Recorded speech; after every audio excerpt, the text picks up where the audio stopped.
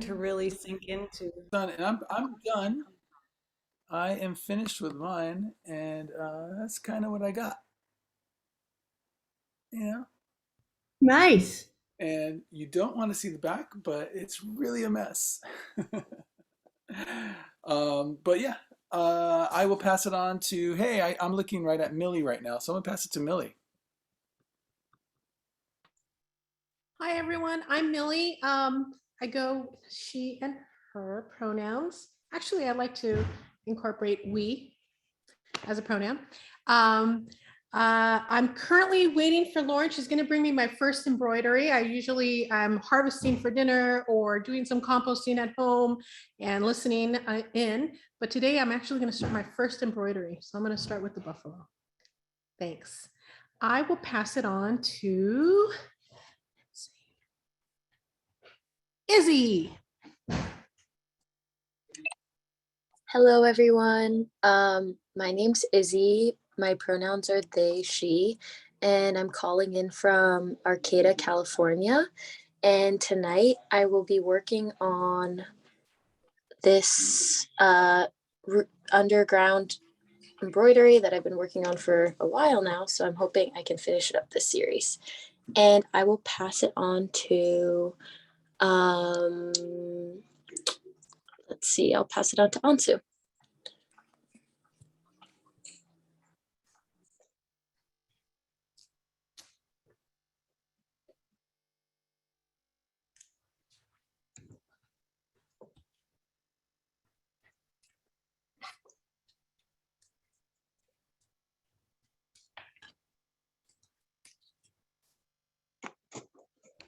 I'm not sure if Ansu is quite here yet. Ansu? Um, I'm Yeah, calling. yeah, sorry, I'm my internet is so weak here. So if I turn on my video, it's going to stop out. So I'm just gonna say hi from my picture, and so happy to be back. I'm calling in from Eagle Rock. Uh, I go by she, her pronouns, and I'm really looking forward to this series. And I'm just going to pass it to Duranier.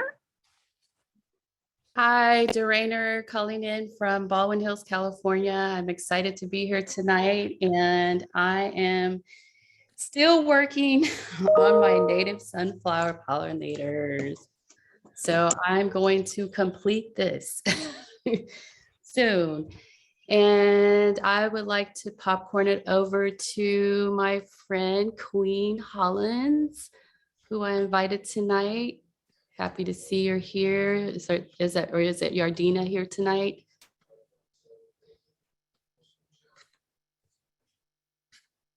Um, okay, maybe she's having a bad connection right now. So I will pass it on to who's next on my screen? Drea.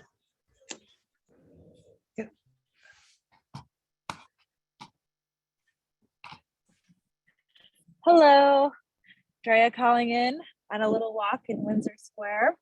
Happy to report I finished my last embroidery. So I will be starting a buffalo tonight. Very excited, but just listening at the beginning. And can somebody?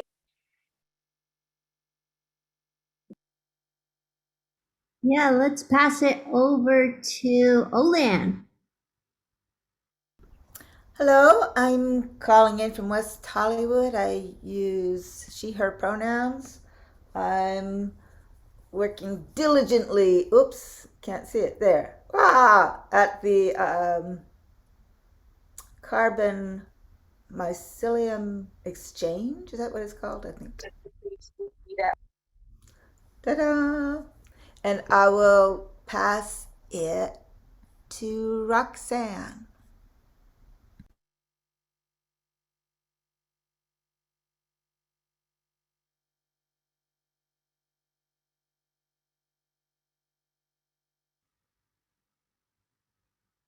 Oops, I don't, I think we lost Roxanne. Can we pass it to Kate Lane? Hello, Kate Lane, calling in from Pasadena. She, her pronouns. I have my cat joining me over my shoulder, hopefully for more of this. Tonight I'm working on a white sage that hopefully I'll be finishing up soon because I've been working on it for a really long time. I am gonna pass it along to, let's see, who hasn't gone yet? Kelly? Hi, everybody. I'm Kelly, calling in from the Seattle area, the unceded territory of the Duwamish and Salish Coast people, past and present. My pronouns are, I liked what Millie said. I like, she and we and they, because we're all a multitude, right? So I really feel that. And tonight I'm going to be helping with hosting and talking through some of the material. And potentially I'm going to grab my colored pencils as well and start drawing while I wait for my buffalo embroidery, because I'm going to really get into that when it comes, the bison embroidery. Let's see. I will pass it to, let's see who we got. Is Susan Hamer?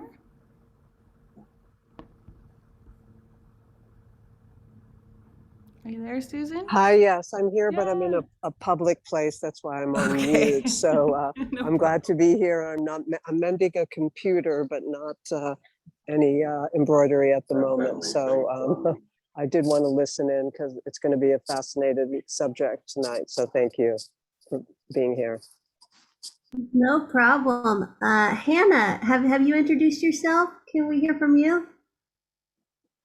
Hi, I'm Hannah. I'm staying in Glendale and I received the buffalo or bison, which is just really beautiful. And I had everything laid out and then I took about 20 minutes, like trying to sign out of UK Zoom and American Zoom and all the rest. So I've got it all laid out and I've done a lot of embroidery before. And I think that this will be very calming. Thank you. It's lovely. Thanks. Thank you. I think I can take it from here and we'll go on to our introduction to this first night of the new series. And if you didn't get a chance to introduce yourself, don't worry, we're going to have a wonderful, a lively discussion later. So please introduce yourself then and let us know your thoughts and what you're working on. And where you're calling in from. So let me begin here in just a moment.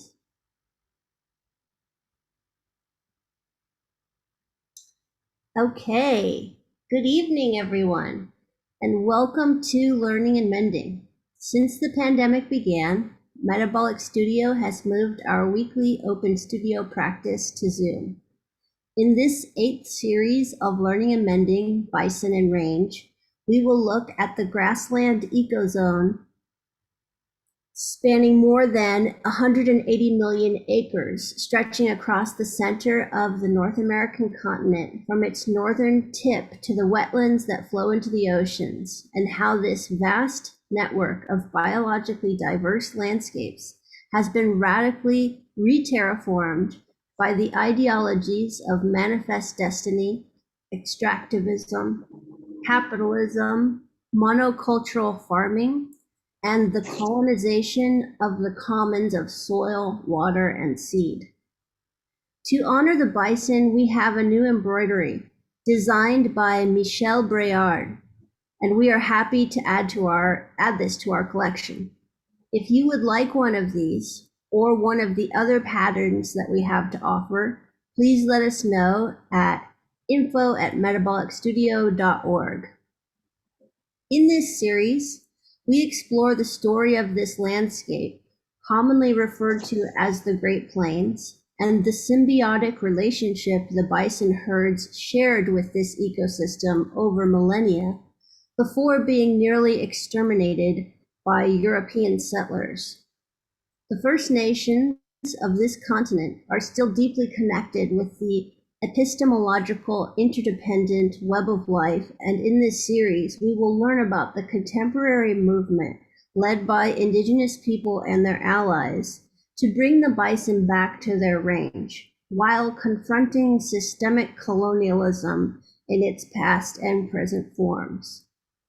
In this time of spring renewal, we come together. I can't hear. Tell Emily to unmute me. What's that, RJ? Okay, sorry about that. In this time of spring renewal, we come together to celebrate the deep knowledge of the herd, the biodiverse prairies of our continent, indigenous wisdom and peoplehood, and continue to explore the systemic changes that are urgently needed for a more just and ecologically sane future. Olean Jones, Director of Overtone Industries, will conduct our participatory Zoom choir with sound artist Doug Lee.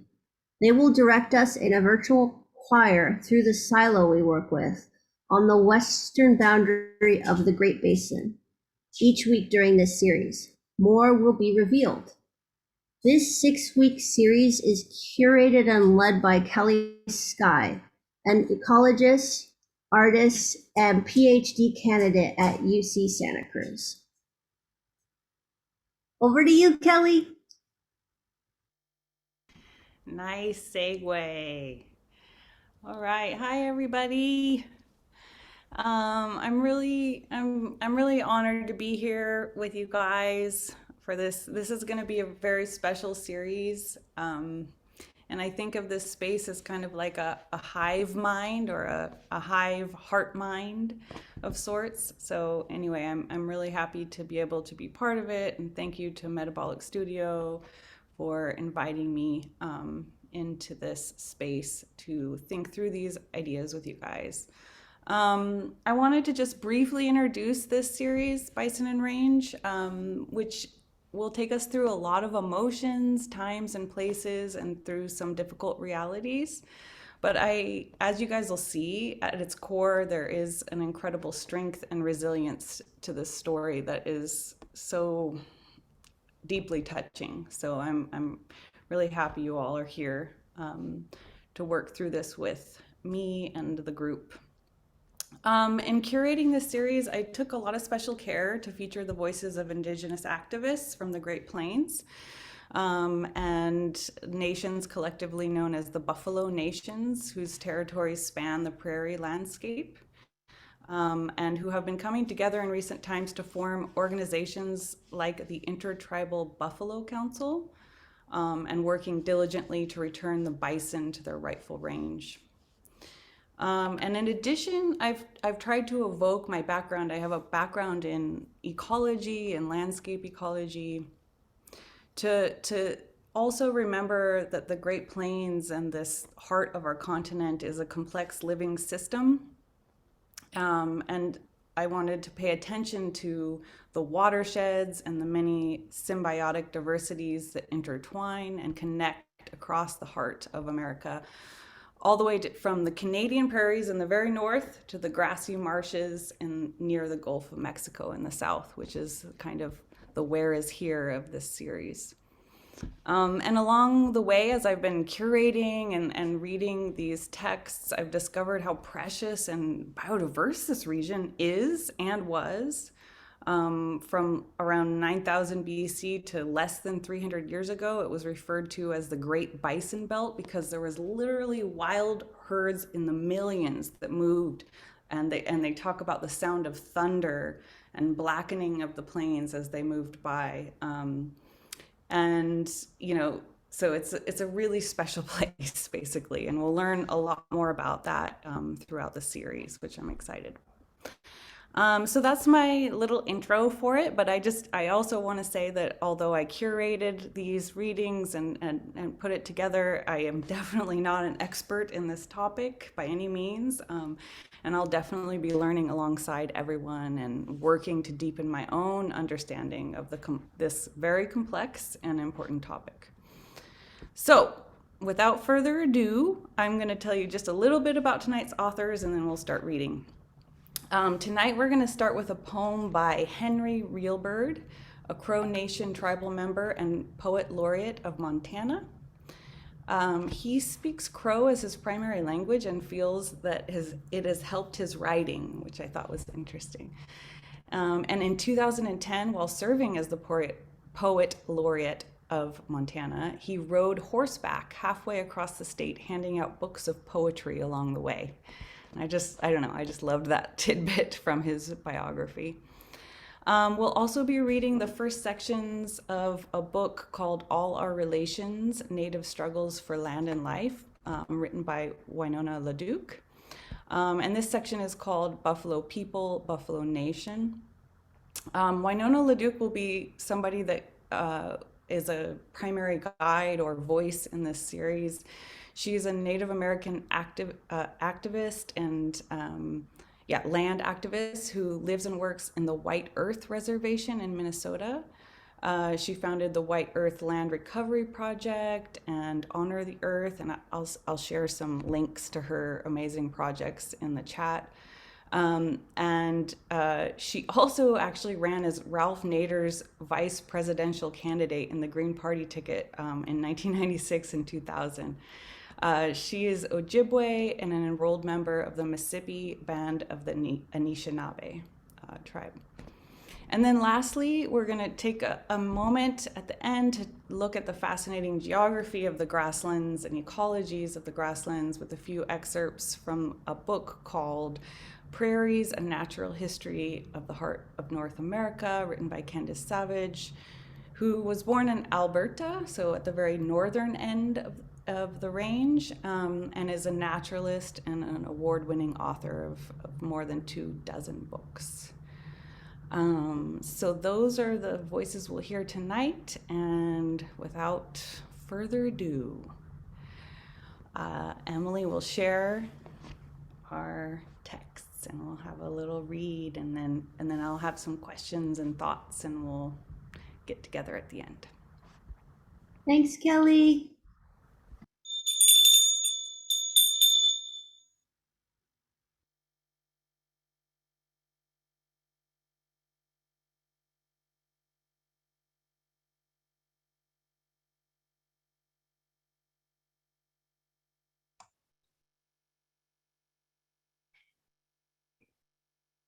Buffalo Talk.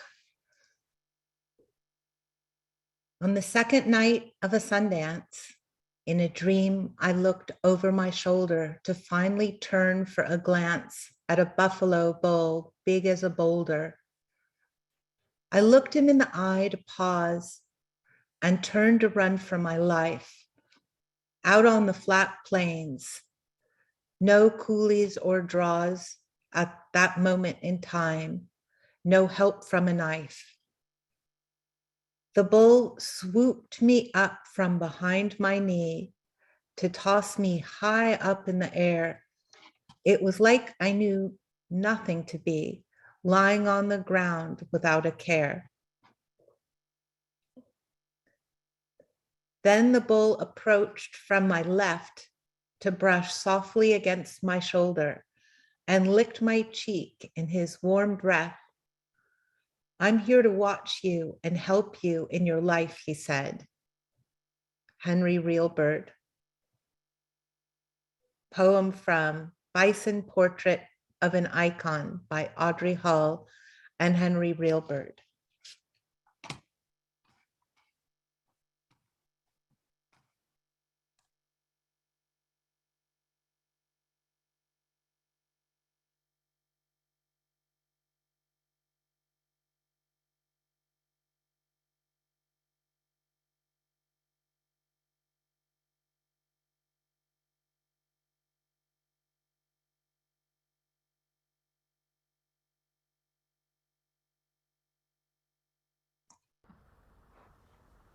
Introduction.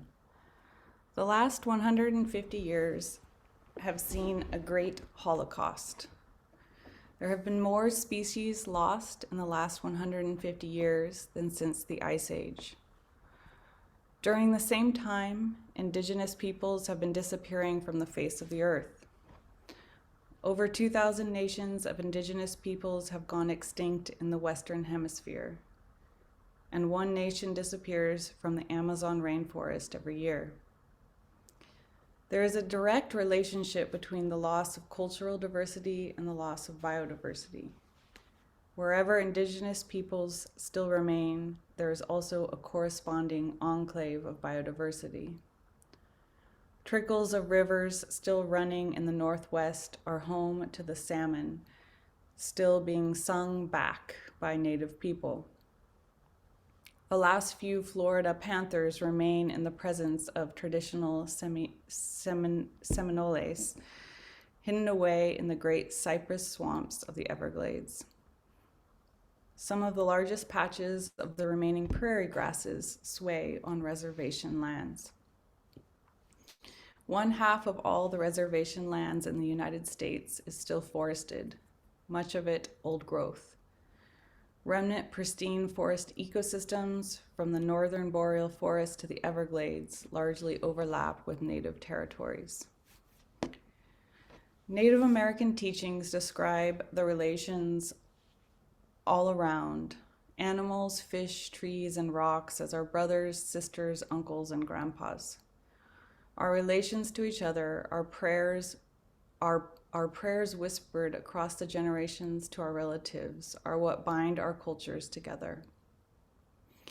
The protection, teachings, and gifts of our relatives have for generations preserved our families. These relations are honored in ceremony, song, story, and life that keep relations close to buffalo, sturgeon, salmon, turtles, bears, wolves, and panthers. These are our older relatives, the ones who came before and taught us how to live. Their obliteration by dams, guns, and bounties is an immense loss to Native families and cultures. Their absence may mean that people sing to a barren river, a caged bear, or a buffalo far away.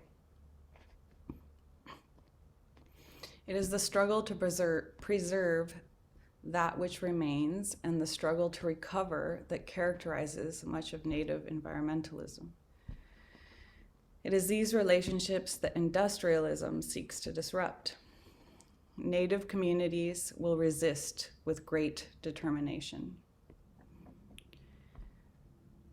And then a quote, "Salmon was presented to me and my family through our religion as our brother.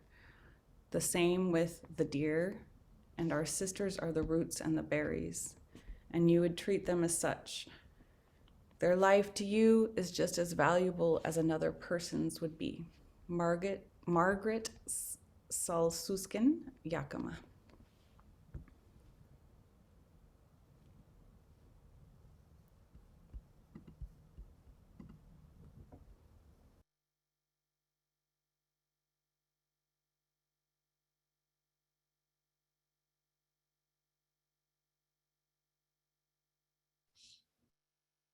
Buffalo and prairie ecosystems. In 1800, 40 million buffalo roamed the North American plains.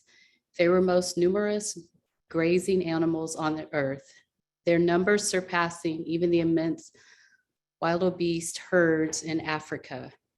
Buffalo prairie ecosystems and indigenous peoples have co-evolved in the center of North America for thousands of years. Bison's massive heads are uniquely equipped to plow through snow. The hardiness that enables bisons to survive the severe climate of the plains is especially impressive when compared to cattle's vulnerability. The deep snow and searing cold of the winter of 1996 killed over 450,000 head of livestock out of approximately 45 million. Similar deaths had occurred in the winters of 1885 through 86 in 1906 through '07. Cattle could not break through the snow.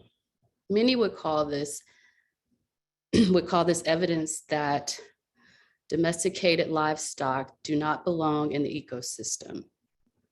Buffalo, in the same circumstances, fared much better in 1996. Fewer than 20 out of 10,000 were lost in all the tribal herds within the blizzard zone, and those mostly from wandering over drifted fence lines and into traffic.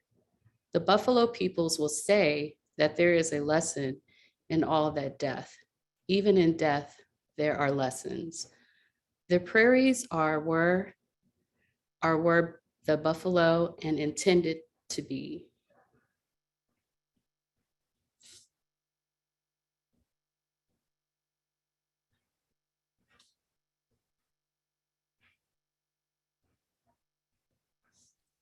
Land grabbing and buffalo killing.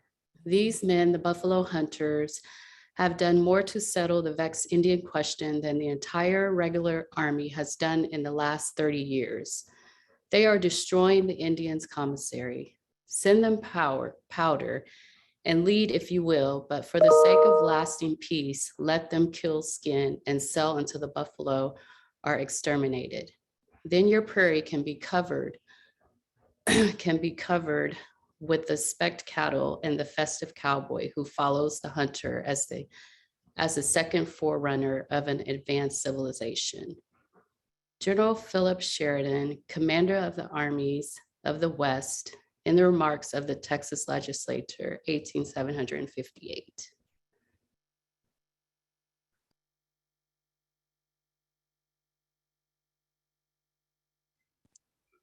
During the 1800s, buffalo killing was part of military policy, and land grabbing was part of America.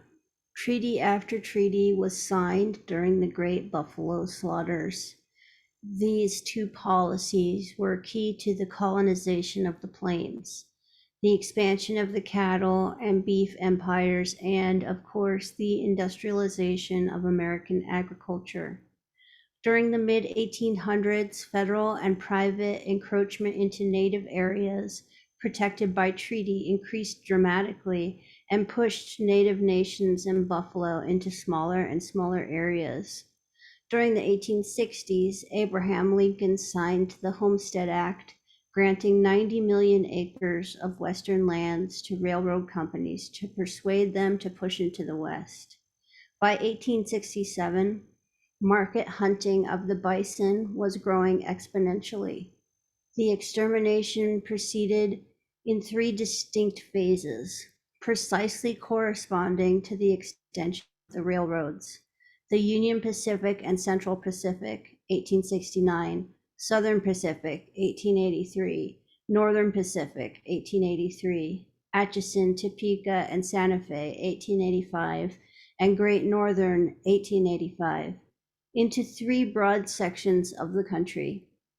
Those railroads moved the hunters in and the hides out, and were the vehicle for an astonishing slaughter. The speed of passenger trains was slow at the time, and as historian Tom McHugh wrote, it often happens that the cars and buffalo would be side by side for a mile or two. During these races, the car windows are opened and numerous breech loaders fling hundreds of bullets among the densely crowded and flying masses. Many of the poor animals fall, and more go off to die in the ravines. The train speeds on, and the scene is repeated every few miles. Colonel Richard Irving Dodge reported that near his army post in Kansas, buffalo were limitless in number as late as the winter of 1871. By the fall of 1873, Dodge wrote, where there were myriads of buffalo the years before, there was now a myriad of carcasses. The air was foul with a sickening stench, and the vast plain, which only a short 12 months before teemed with animal life, was a dead, solitary, putrid desert. Dodge estimated that over 4 million buffalo had been slain.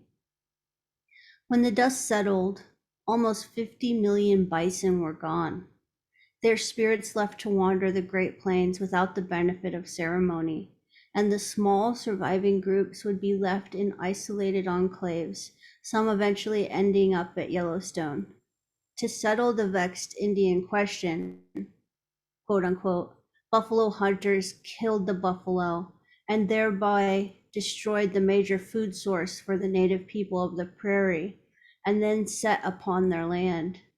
Feeding those whom the government had deprived of food and sustenance became a major business and a new commercial opportunity for the fledgling Western cattle industries. The Indian Department purchased a large amount of beef from Western ranchers, setting the precedent for future price supports. This relationship continues to this day. The Federal Commodity Program, aka COMODS, allocates canned beef, pork, and other food to Indian families. Ironically, many of these products originate from livestock raised on native lands. This intergenerational distortion of subsistence and its replacement with industrialized dependency continues today. Jeremy Rifkin reports that in 1880 alone, the government bought 39,160,729 pounds of Western beef for 34 Indian agencies in 10 Western states at prices from $2.23 a hundredweight at Fort Belknap Agency in Montana to $3.74 at Los Pinos Agency in Colorado. Some estimates of the amount of beef purchased by federal agencies for distribution to the reservation communities are as high as 50 million pounds annually.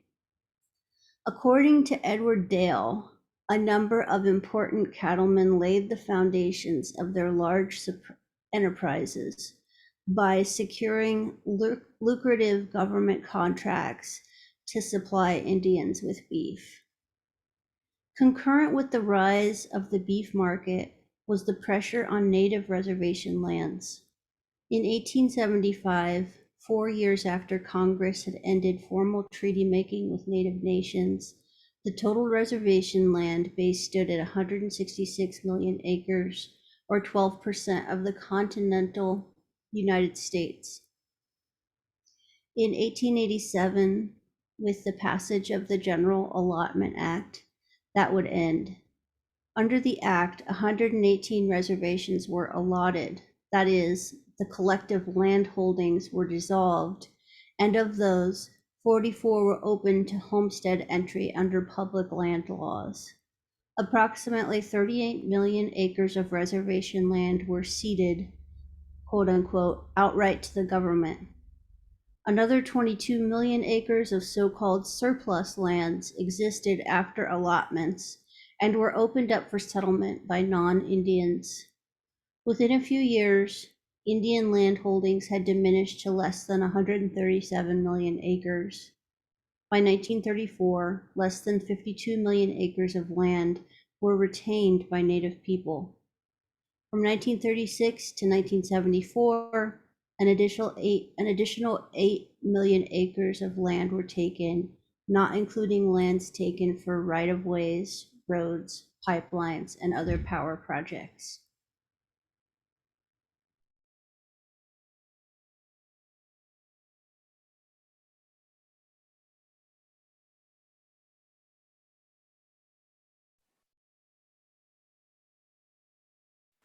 During those years, Indian people lost 13,000 acres of land a year to diversion projects, largely to benefit the farmers and ranchers who had moved into the reservation lands, and those adjoining them, 70 to 100 years before.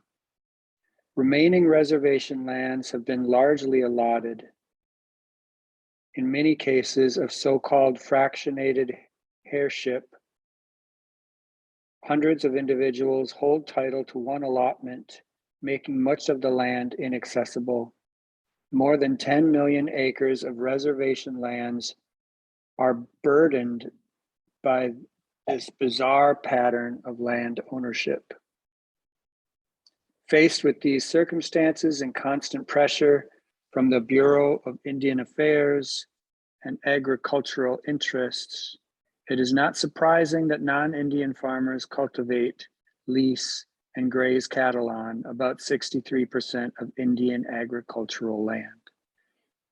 Today, on Cheyenne River Reservation in South Dakota, for instance, it is estimated that 50% of the reservation is retained by tribal members, with some 80% of those tribal holdings leased out directly or indirectly to non-Indian ranchers.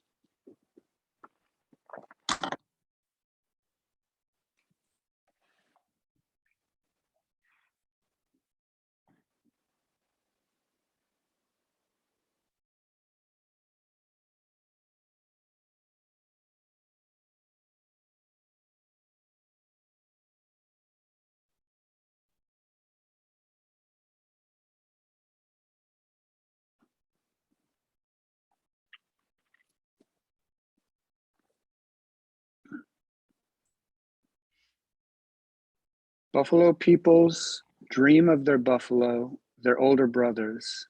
They dream of them, and through those dreams, ceremony, and hard work, they are bringing back those herds, bringing back the buffalo. If I had my way, I'd turn the whole upper Midwest into a buffalo area, Virgil Kills straight explains.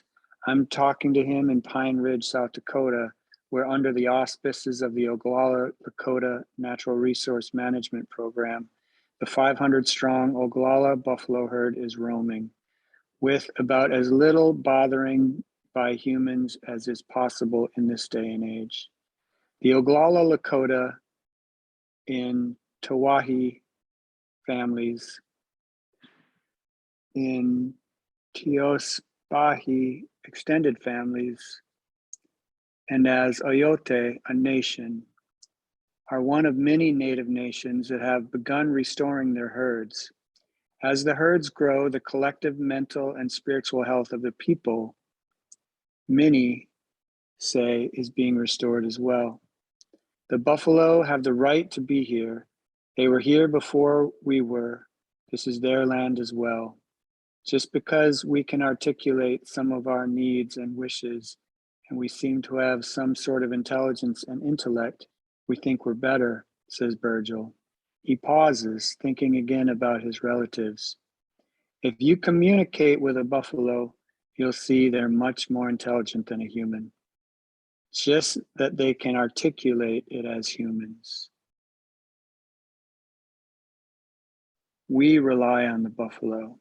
As long as the buffalo live, we can also live.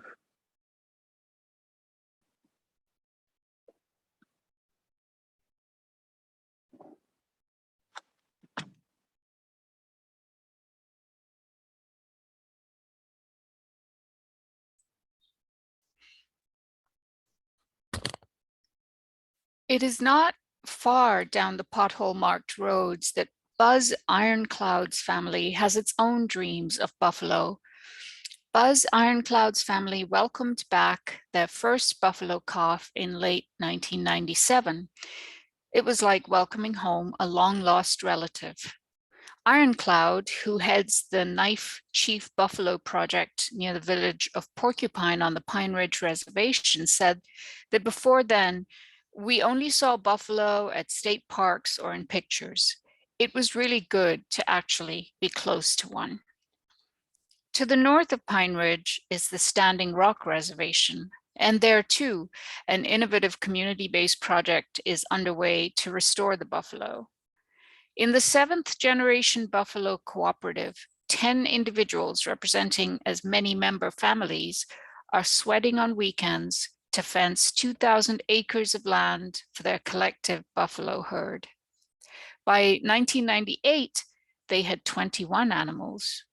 The cooperative hopes to have 150 animals in the next few years, explains Shiloh Como, and to support a number of families by loaning them young cows in return for future offspring.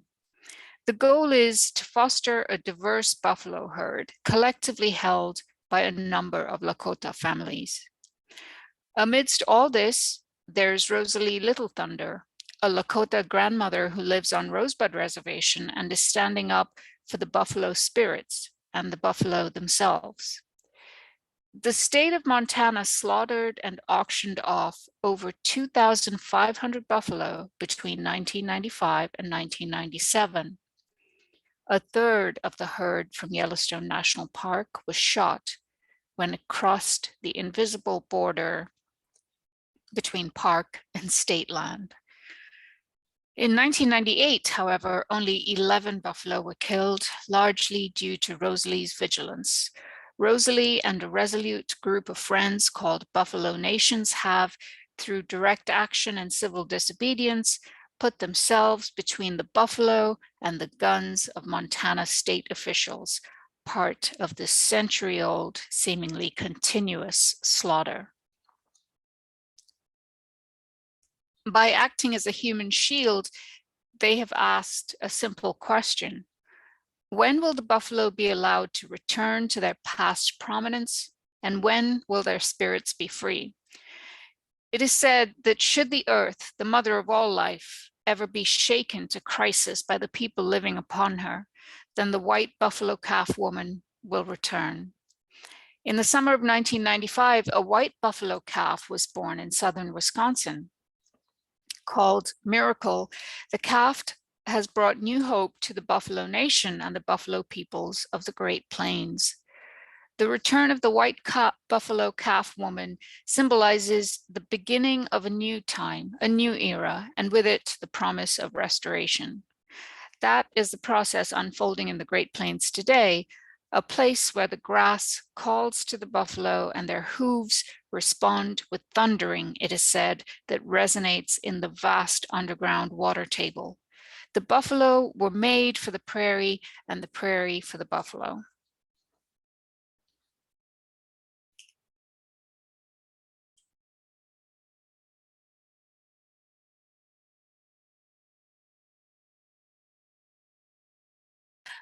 Rosalie Little Thunder, the four-leggeds come before the two-leggeds. They are our older brothers. We come from them. Before them, we were the root people. That is why we are spiritually related to them. We call them in our language Tatanka, which means he who owns us. We cannot say that we own the buffalo because he owns us. Burgill Kills Straight, Oglala Lakota.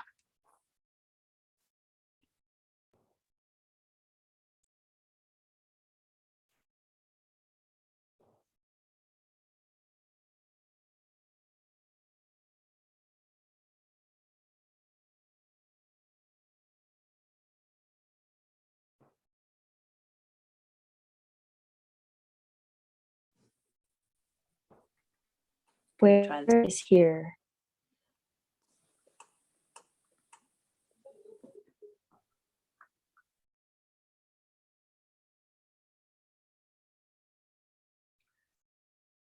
Prairies are part of the original fabric of the world.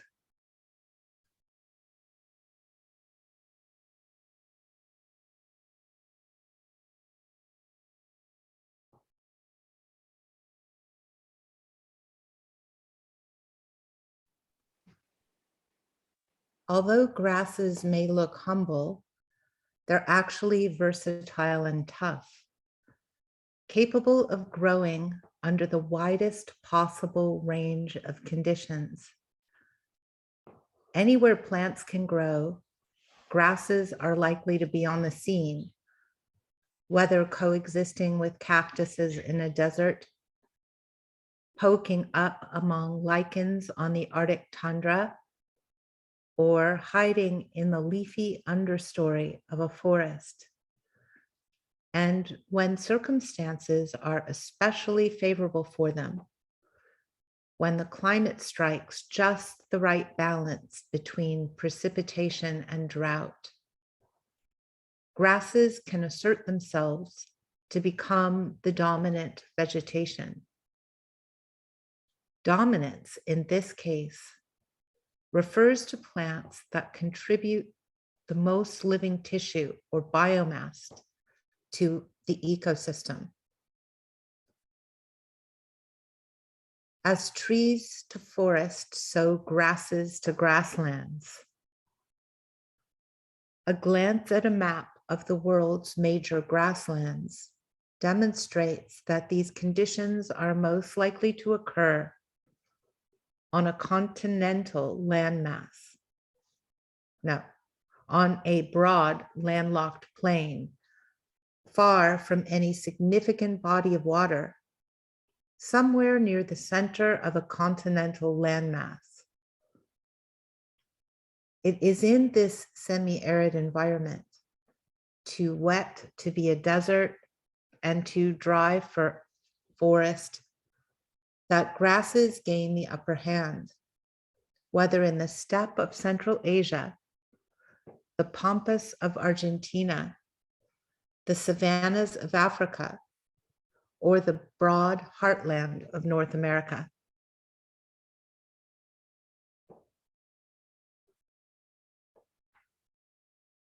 Incredible map. Wouldn't it be amazing if that's the way we saw ourselves as countries by our ecozone?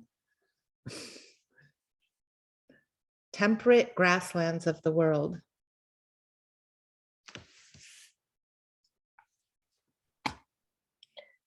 Globally, grasslands are among the largest of Earth's terrestrial biomes, or life zones, with an expanse that covers more than a third of the land area of the planet.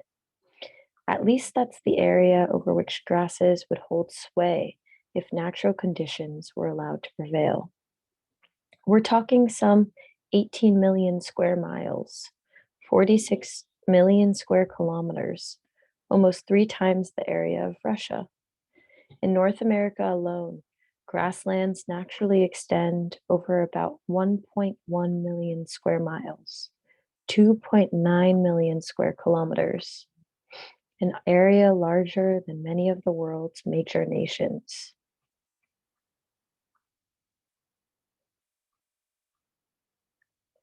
Then there are the Great Plains grasslands themselves, a landscape that even today invites wonderment.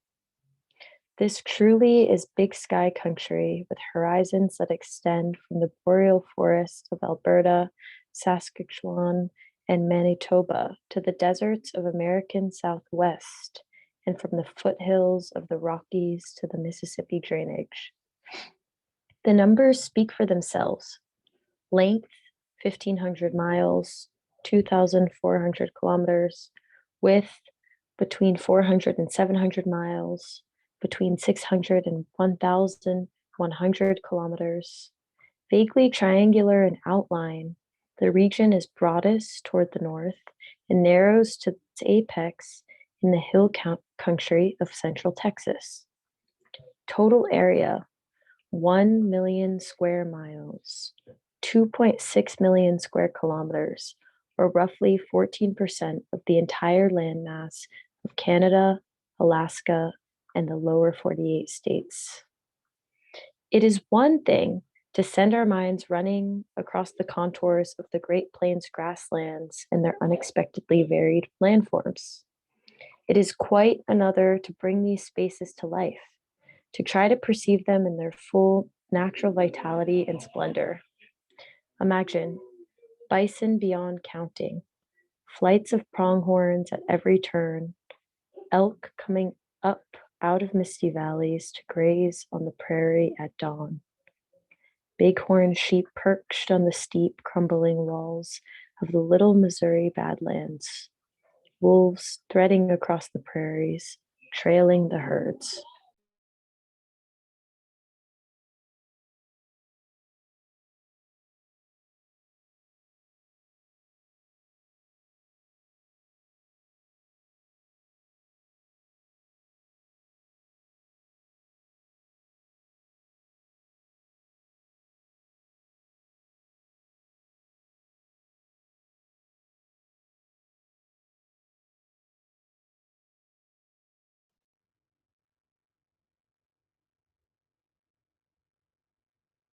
200 years isn't very long on the geologic timescales of planet Earth.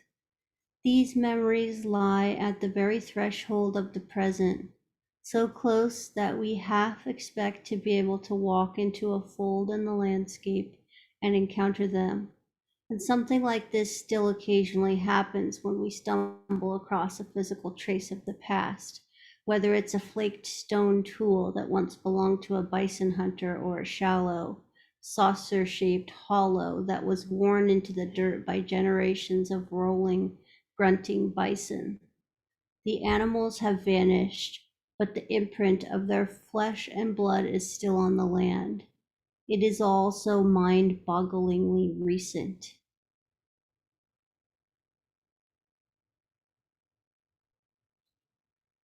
Overlooked here by the sweetgrass hills of northern Montana, the sleek little Milk River takes the measure of the Great Plains as it flows from southern Alberta into the Missouri River and onward to the Gulf of Mexico.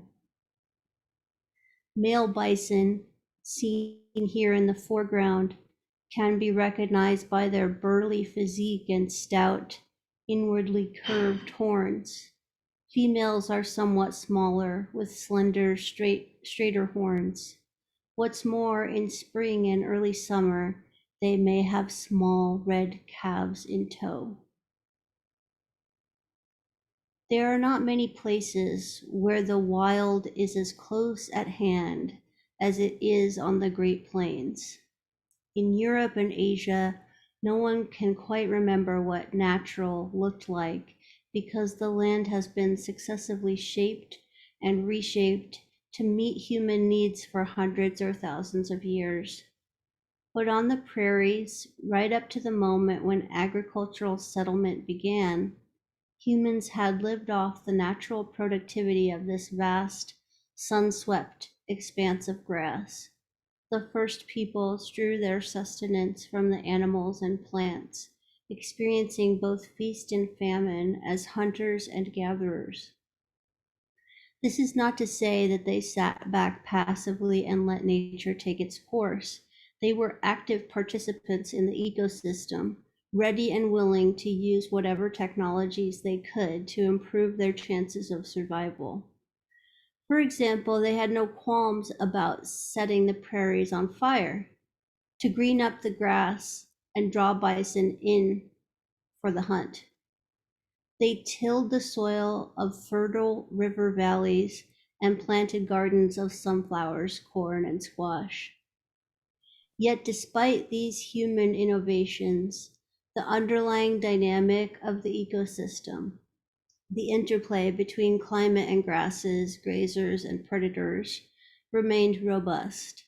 A landscape that had evolved to support large herds of grazing animals was still doing exactly that as life ebbed and flowed in time with the seasons. Then, in the early to mid 1800s, the pace of change accelerated. In far off Washington and Ottawa, ambitious governments began to assert their claim to the land and resources of the Great Plains. As a prelude to agricultural settlement, indigenous people were confined on reserves and reservations, whether by persuasion or by brute force, and the bison on which they depended, the multitudes of humpbacked cattle that had darkened the plains, were virtually wiped out in a bloody orgy of killing. Tellingly, the final stages of this slaughter were motivated by the discovery that bison hides could be cut and sewn into leather belts and used to power machines in the burgeoning industrial complex in the East. The last free-roaming bison were killed in Canada in 1883 and in the United States in 1891.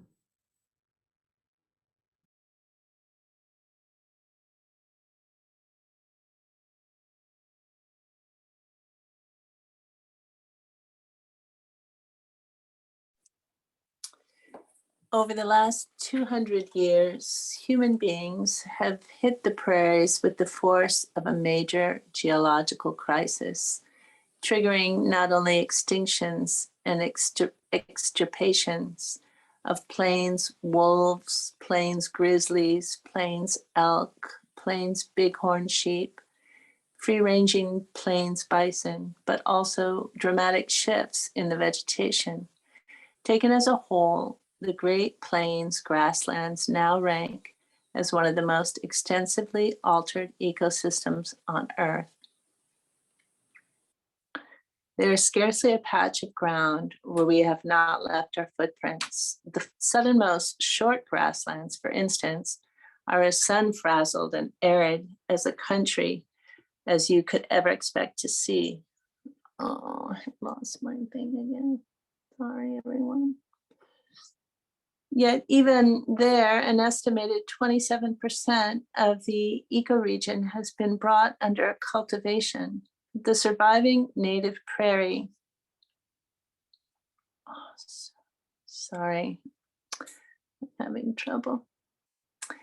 The surviving native prairie in the region is now devoted to livestock or converted to ranchettes on the advancing front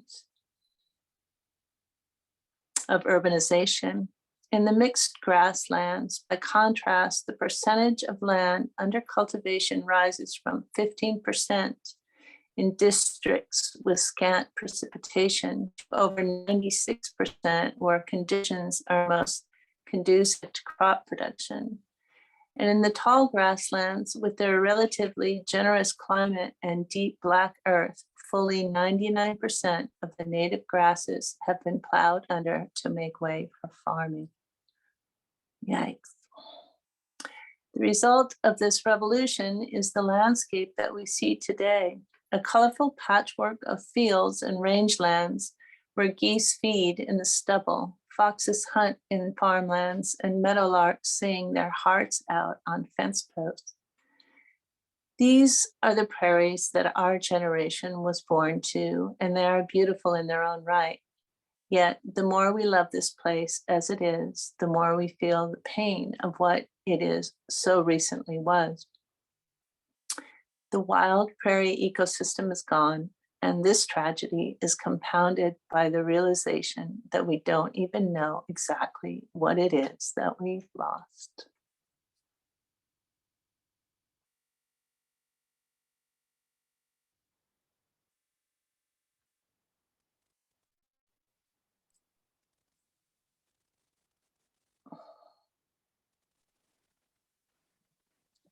The depth of our ignorance is startling.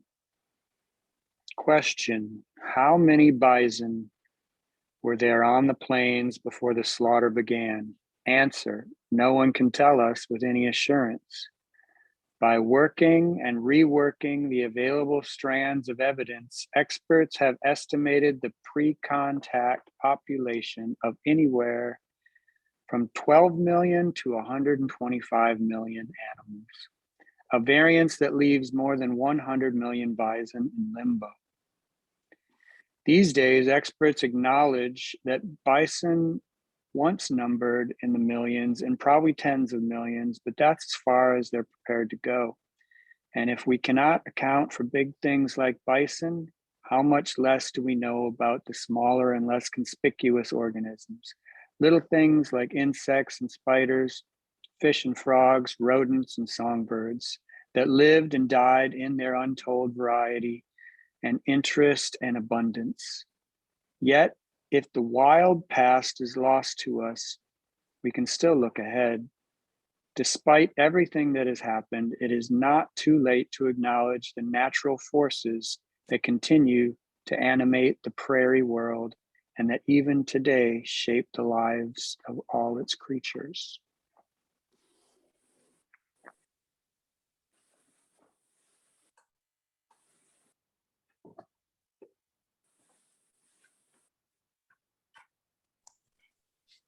Abundance, the great herd running away, the buffalo running, their drumming hooves send dust clouds billowing to the sky and promise good hunting.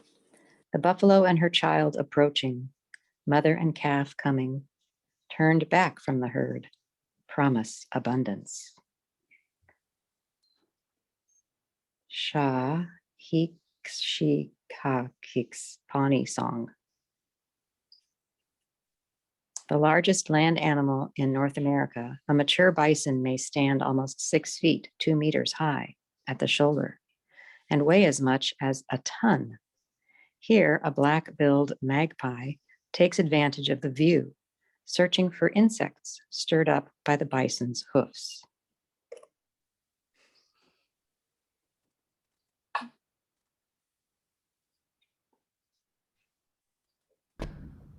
Okay, so that actually concludes the reading portion for tonight.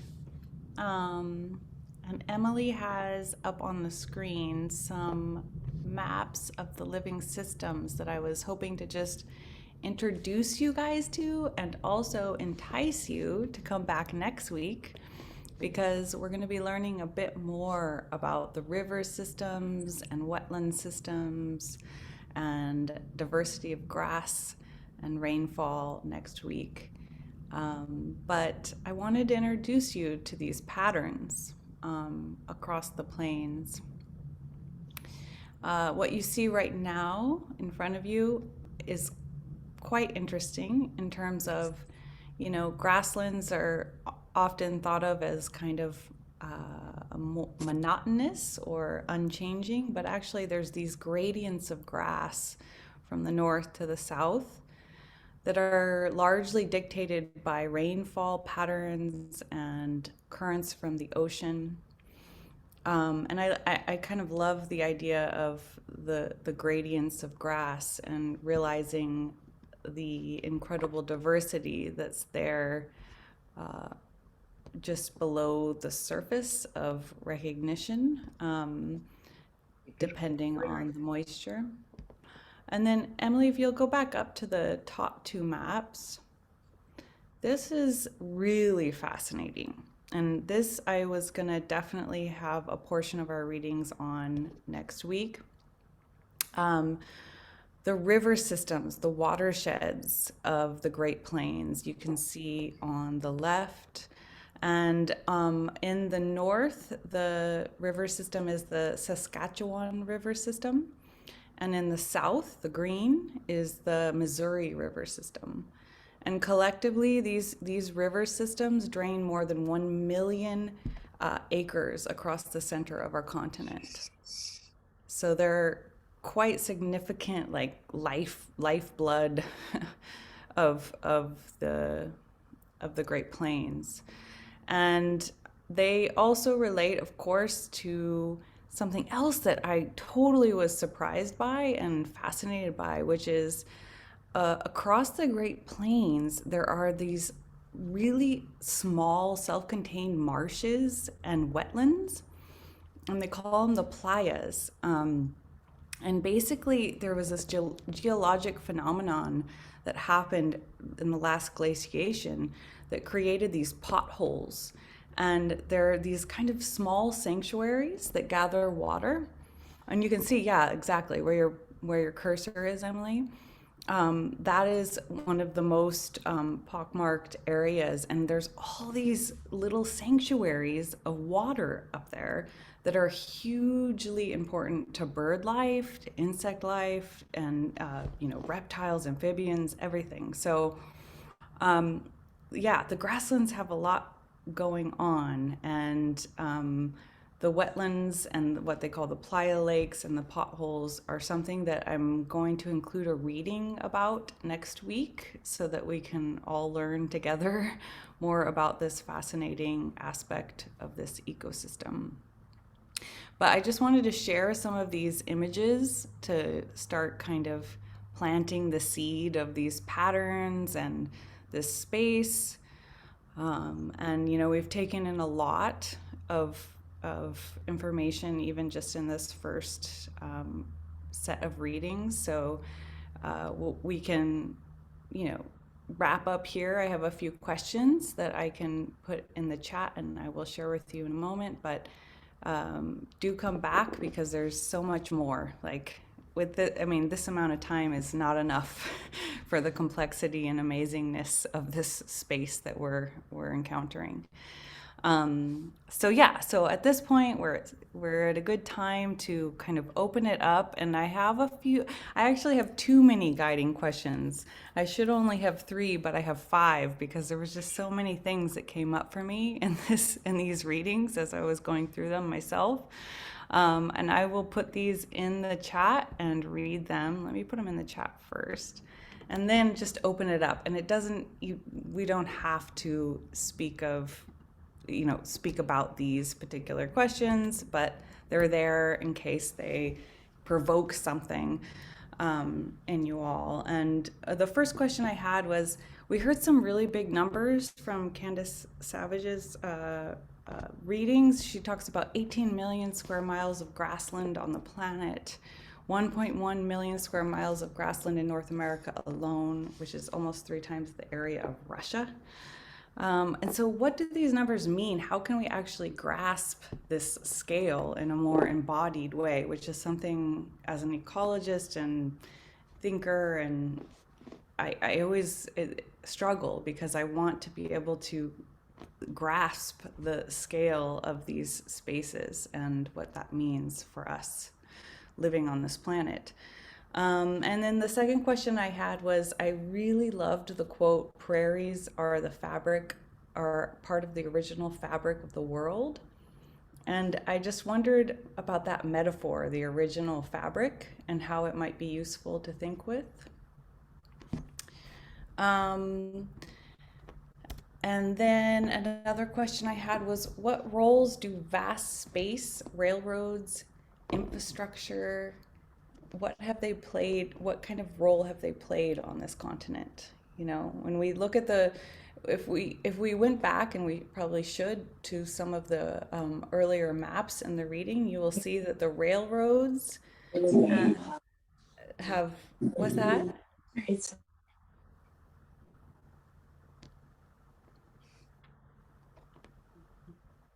We had an unmuted person, but they're muted now. Don't worry. Okay. And then I'll just keep going through these because there are really too many questions, and I promise to not have this many questions next time. I just got excited. So thinking More about questions. Good. I'm glad people like questions. I didn't mean to overwhelm with that, but yeah. So thinking about railroads and vast space and infrastructure. And then there was another moment in the readings that I don't know if you guys noticed it, but it really stood out to me, where Winona LaDuke says, "Even in death, there are lessons." And I was just wondering what you all thought about this and what she meant by this. And then lastly, in the reading tonight, that Virgil Killstraight from the Pine Ridge, North Dakota, says, "If you communicate with the buffalo, you will see they are much more intelligent than a human, just that they can't articulate it as humans." And this made me just think about, what is intelligence to us? Like, what is intelligence from your point of view? What is that? It's something that is undefined and open in my mind. So I was just curious what you all thought. So those were some of the questions. They're in the chat, and I'm going to be quiet now so that other people can reflect.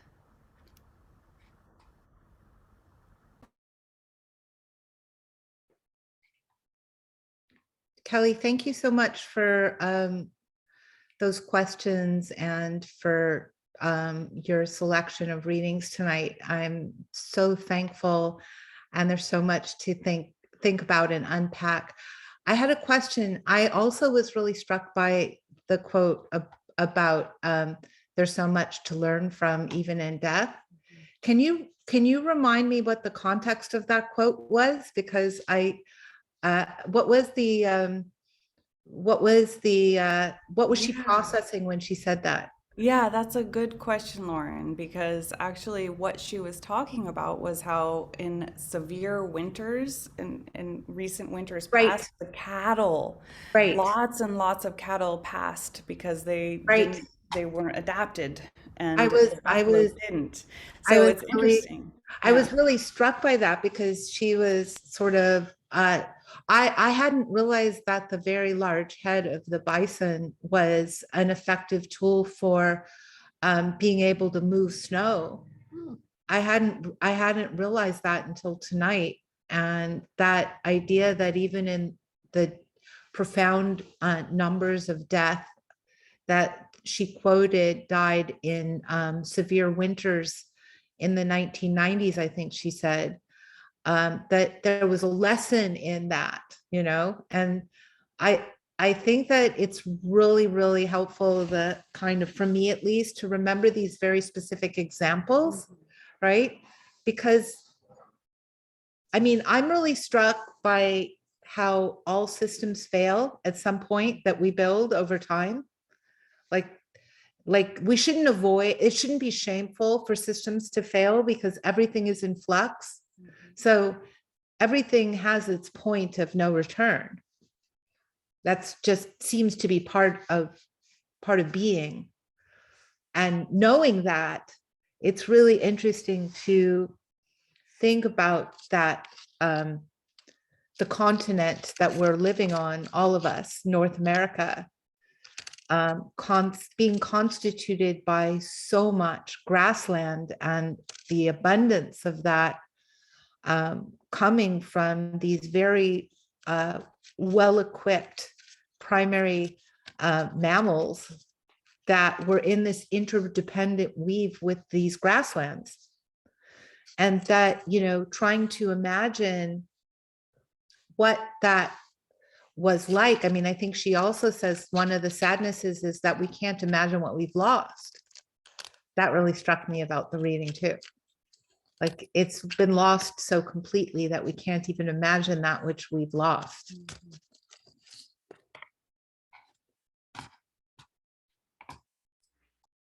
Yeah, but on the other hand, there's another part in the text where she talks about the loss of natural systems in Europe and Asia being so long ago in terms of intergenerational memory as compared to in North America, where it's really just a blink away and you can still sort of have access to it, and sense the history that's under our feet, notwithstanding the current superposition of mechanized agriculture and other things. So that's an interesting also reflection on our special access to ecological time here.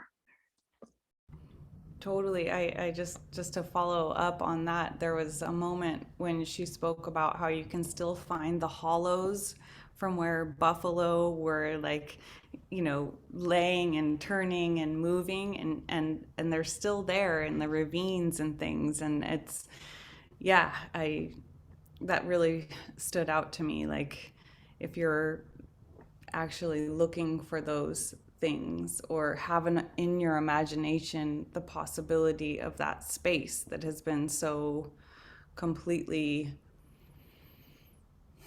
erased from the current discourse, it's right there. It's just right there. It's just right below that common perception is kind of what she was pointing to me in that paragraph, that I really appreciated that.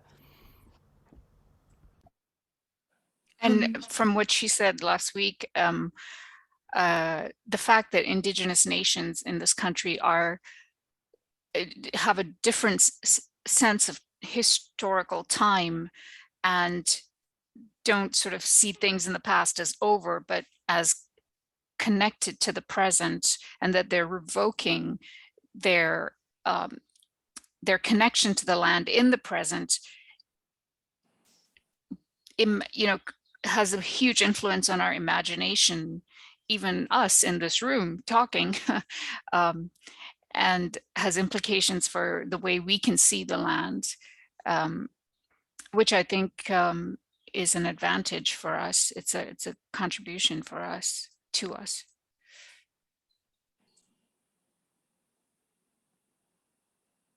Do we just join in the discussion? I don't know. I haven't done Yes, this. yes. Oh, okay. I just wanted to say thank you. I'm from England, and I'm just so grateful that this enlivening is even, even still in existence, because obviously if anyone's been to Europe, especially England, there's just absolutely nothing left, and the consciousness is so different, and there's a complete lack of awareness, and it's like banging your head against a brick wall, or barbed wire, or all the other numerous ways of like not having an expanse of wild land that exists, like all the fences and enclosures. And I just feel like listening to these readings, I just am imagining like our Vine Deloria, the scholar who wrote about that we can re-enliven, we can, like what the person before was just saying, like by remembering in a different time, like not in a different time, but in that time is timeless also, that we can re-enliven and regenerate and bring back and heal those things. And so, yeah, really grateful. Thanks so much.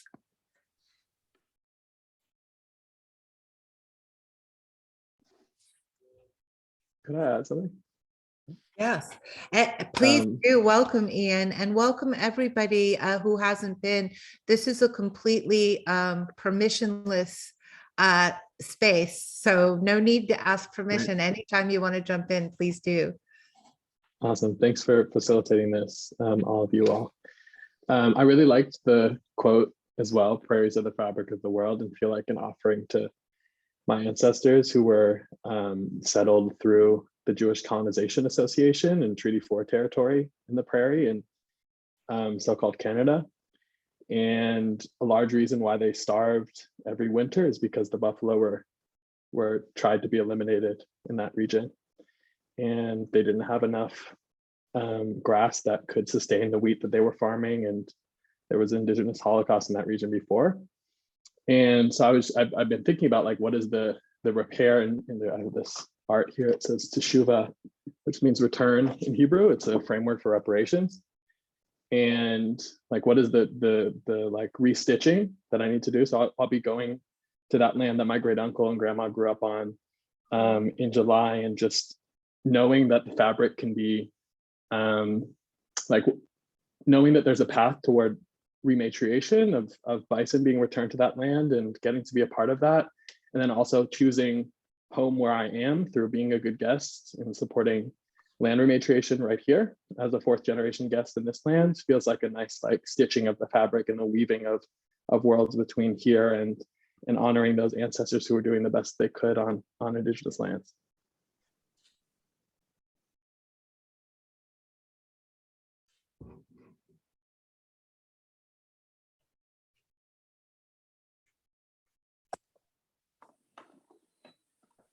Hi, everyone. I wanted to respond to the part about intelligence in the bison. I think, let me reread that for a second. If you communicate with a buffalo, you'll see that they're much more intelligent than a human. They just can't articulate it as humans. And this reading is so relevant to me today because I'm working on our collective land that is a Kumeyaay land in Baja California, and we are identifying the native grasses here and collecting seed from them. And I spent the day today doing that, and also collecting what's called invasive species of grasses as well. But also on the land, we have a wild herd of horses. And I've been working a lot with them over the last 6 years. Sorry, I'm so emotional about this reading. I almost cried while I was reading. But one thing that I've learned about herd behavior is that the intelligence is in the sensitivity and the communication of the herd. if you spend time with a herd, any kind of herd animal, and I'm sure buffaloes were similar, you learn how they communicate with each other. And in turn, it informs you how to communicate with them, especially with horses, because I'm training these wild horses. But what's really moving to me is when I bring people here to go and visit the wild herd who've never experienced being with a herd animals or being in a herd before, and the connections that they make, and how overwhelming it can be to be with these beasts and have them come and sniff you and smell you and get up close to you. And there's just, it's this interesting connection that's made. And I think if more people had the opportunity to experience that, it could, yeah, in a sense, enliven in those people a deeper understanding of the importance of that type of intelligence. Yeah.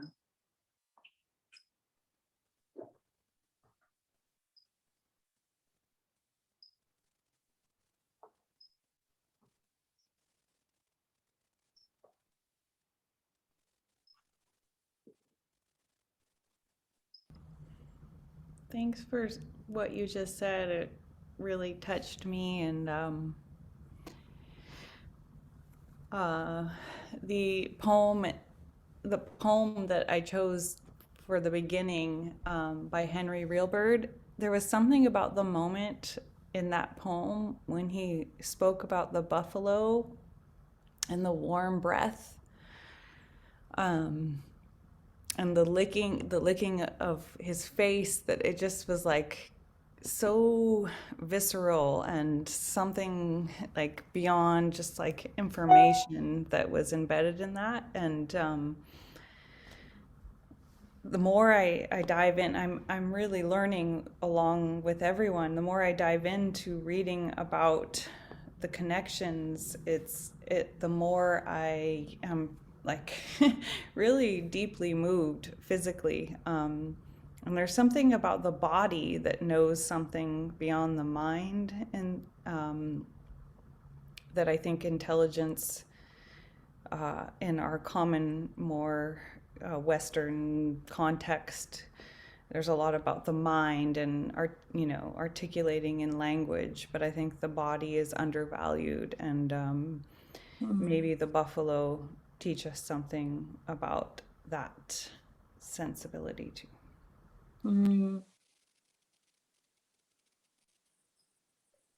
Yeah, I asked that everyone be silent during this kind of joining up with the herd, that people don't talk or bring phones, and we pretty much just sit apart from each other and allow the herd to come to whoever they want to come to, and in this way, I think it's such a deeper experience to have that kind of silence and allow your body to respond in that way. Yeah, it's pretty powerful medicine.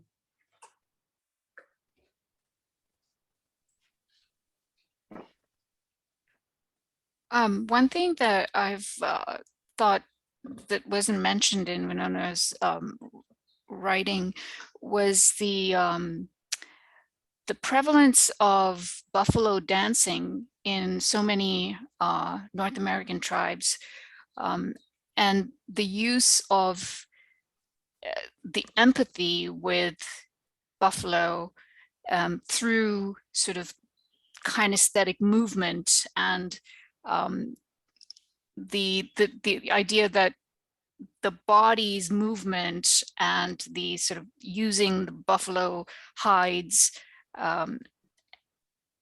creates a kind of seeing into the mind of the buffalo itself. And that is part of the culture of respect for the animal's way. And that I think is really an amazing cultural tradition that we have access to in the United States. And of course, it was banned until the 1970s by the United States government because of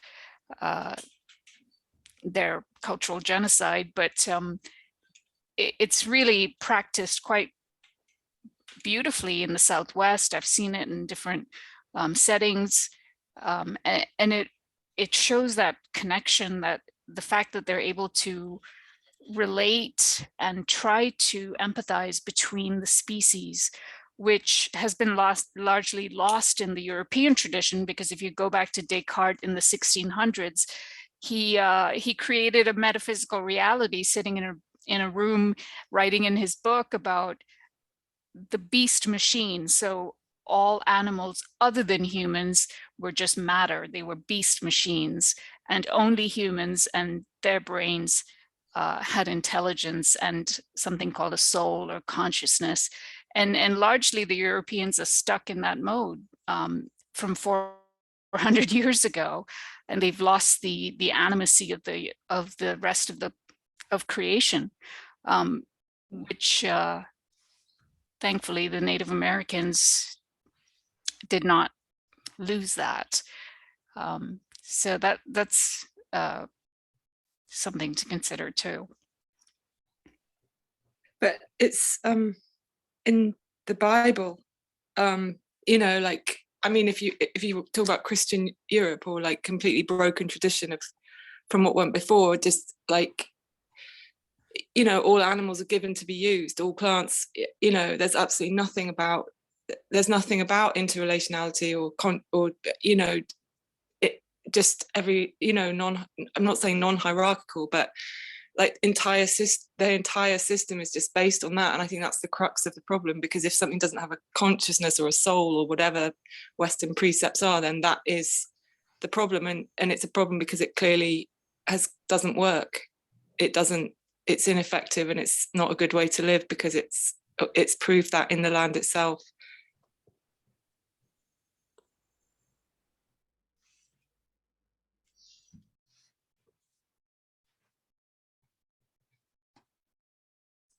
Well, thank you, everybody. I wanted to take a moment to hold space for a kind of constructed prayer for the prairies.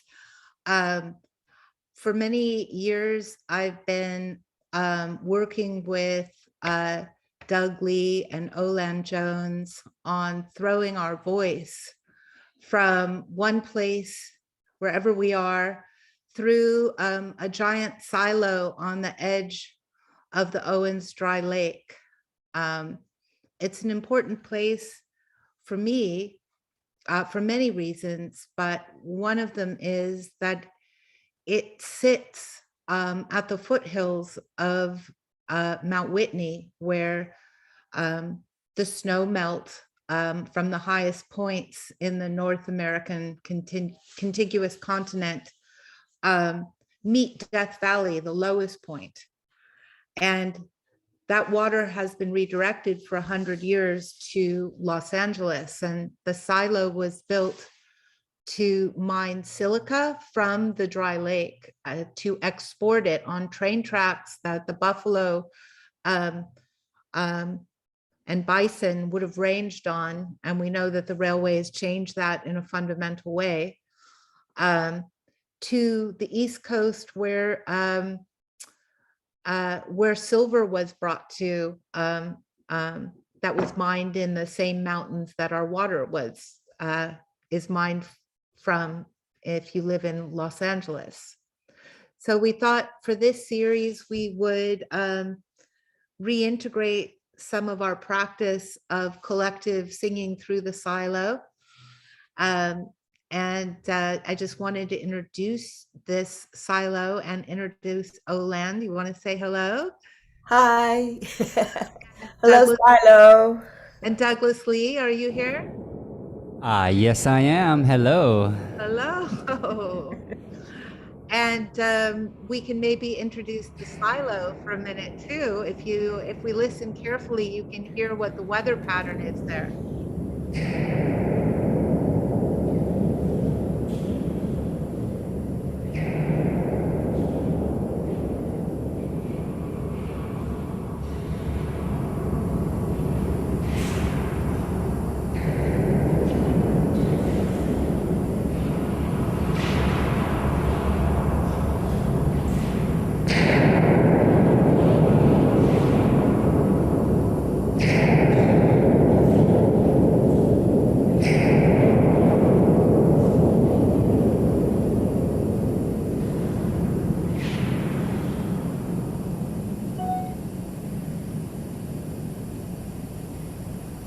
We run this sound through.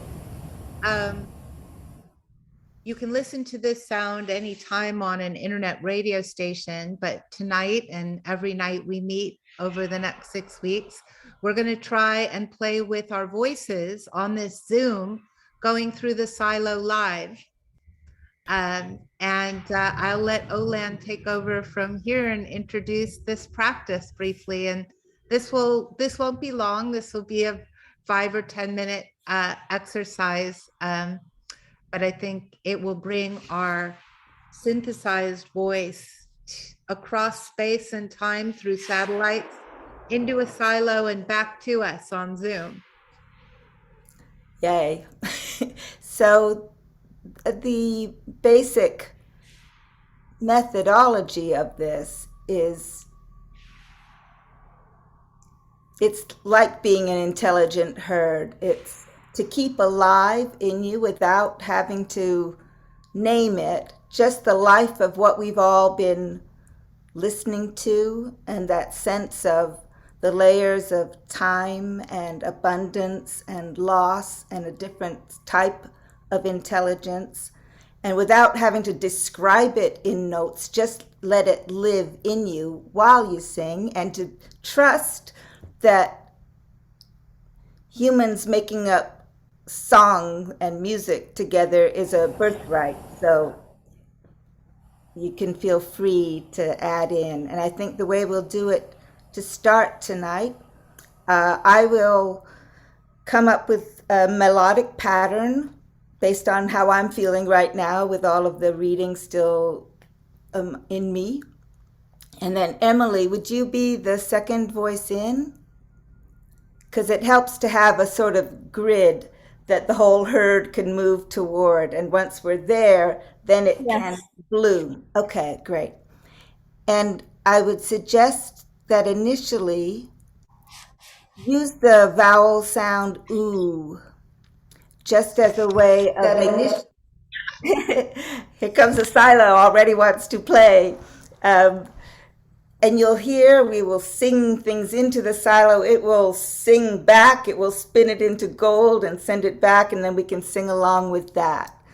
So just as you feel like it, once Emily and I have started, and then there's other people who know how this works. There's Lauren and Millie and Alex and Aaron and Dave, I think is here. So, and Maria, I see people here that know how this works. So then just feel free to join in the feeling of it, the sensibility of it.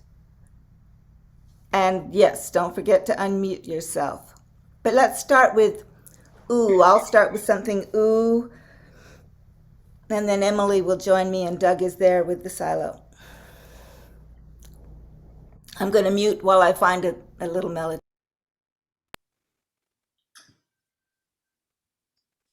I'm going to mute while...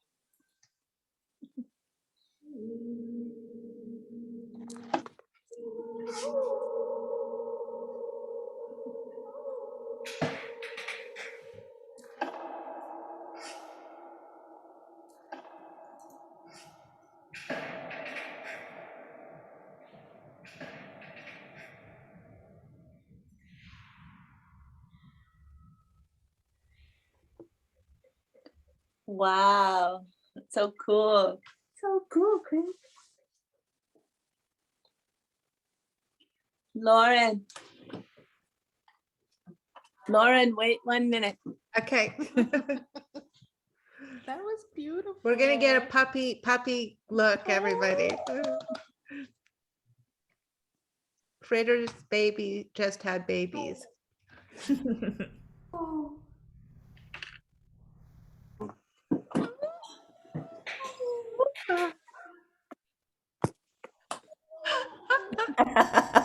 Look at that. Little puppies. Are they 1 week old? They're 1 week old. Oh my God. Are they 1 week old? 1 week old. Oh, so cute. They're like little polar. They're like little polar bears. You know, they're born all white, and then they get their spots. Oh, Which is so funny. Oh God. There they are. My heart. Is there a breed? What is the breed? They're healers, New Queensland healers, or cattle dogs. Critter was so much enjoying that sound. I had to allow her to join us. Oh, good. Well, tell her we want her to participate next week. Okay. We have We our want a nightly guiding owl question. with the coyotes here. So I think she thought it was coyote howling time. That would be so There you great. are, little buggers. Aww. Oh. You can have critters staring at me like, give me my babies back. Thank you, Olan and Lauren for the silo edition. It feels like the perfect thing for when Bison and Q3 range. is. Like I don't know, I didn't know that, but you guys have brought that, so thank you, because Yeah. it feels like it kind of synergizes, or it like helps me heal. I don't know. It's just It's really a very spatialized sound, it spatializes sound and it brings presence to it because it's Yeah. like we're doing it together here now. So Yeah, exactly. thank you Yeah. so much, Kelly, for Yeah, brilliant. thank you so much for that. That was really beautiful. It's Thank you, Kelly. That was Awesome. fabulous. Thanks, guys. Join us next week, everybody. Yep. More goodness. Bye. Thank you.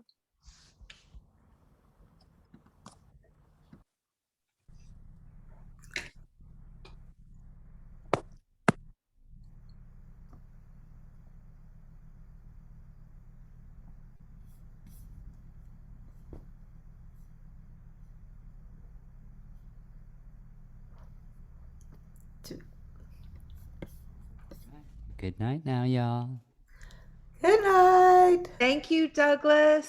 Of course, it was beautiful. It was so nice to play again with the silo. Yeah. I Absolutely. missed it. Yeah, it's ready and waiting for us though, right? Whenever we show up. It not only is it ready, it's got a whole new solar array connection. It's been to the spa. Indeed, it has. Yeah. Okay, so do we stay on after this to digest anything? The after party? Is there an after party of the initial team persons, or do we just say farewell? Okay. Yeah. We're just farewell. Farewell. Thank you so much. Beautiful. It's so good to see you. Bye. Bye. Bye.